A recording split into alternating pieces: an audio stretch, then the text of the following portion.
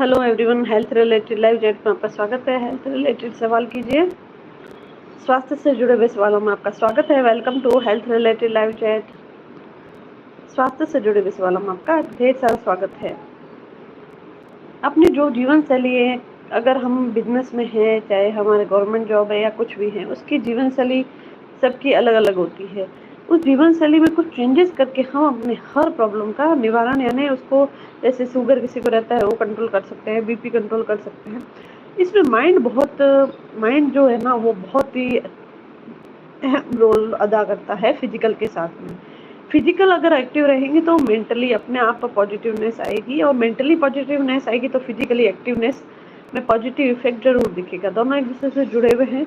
उसके बारे में मैंने एक वीडियो विस्तार से बनाई है, इसको देखें कि फिजिकली और मेंटली दोनों एक दूसरे से कैसे जुड़े हुए हैं। बाकी आपको पता है, जब हमारा एग्जाम्स होते हैं तो हमारा डाइजेशन गड़बड़ होता है, शरीर दर्द होता है वगैरह वगैरह। ये सब चीज़ें जब हम नेगेटिव सोचते हैं तब होती हैं, और हम ज़्यादा सोचते हैं तब भी होती है। तो ज़्यादा सोचने से, नेगेटिव लेने से, उससे होना कुछ नहीं है, उल्टे हमारा लॉस ही है। तो क्यों ना हम पॉजिटिव सोचें और हम अच्छा सोचें, शरीर को एक्टिव रखें, माइंड को भी सेट रखें। उसके लिए योगा प्राणायाम करें, मेडिटेशन करें, जो आपकी हॉबी है उसको भी निखारें, उससे भी बहुत फर्क पड़ता है।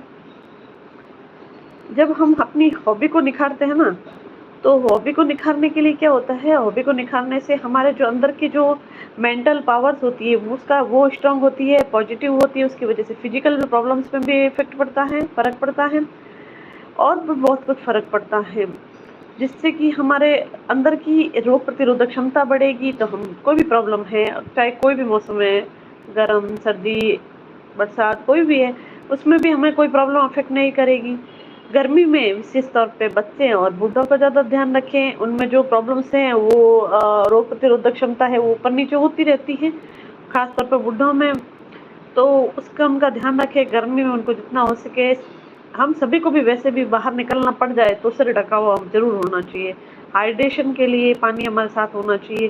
फ्रूट्स वेजिटेबल्स, कभी खाली पेट भी ना निकले तो बीपी लो ना वगैरह, शुगर भी किसी की कम होती है, वो सब चीज़ें नहीं होगी अगर वो ढंग से प्रॉपर, अगर गाइडेंस के साथ में जाते हैं बाहर और सही चीज़ फॉलो करते हैं। तो पुराने लोग तो बहुत चीज़ों का ध्यान रखते थे, जैसे छाछ वो अच्छा लेते थे, दोपहर के टाइम फ्रूट्स खाते थे, जूसेस है, आम रस है। अगर आम या कोई भी फ्रूट है उसको अगर भिगो के रखते हैं तो उसकी जो गर्माहट होती है वो कम हो जाती है।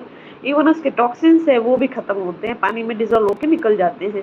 तो ऐसा करने के बाद में आप थोड़ा उसको लिक्विडिफाई करें।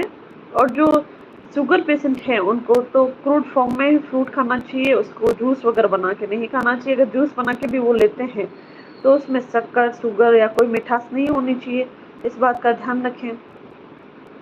तो इससे क्या होगा, उनका शुगर कंट्रोल रहेगा, बीपी कंट्रोल रहेगा, ये चीज़ें कंट्रोल रहेगी तो हार्ट भी अच्छे से काम करेगा। हार्ट अच्छे से काम करेगा तो ब्लड सर्कुलेशन अच्छा होगा।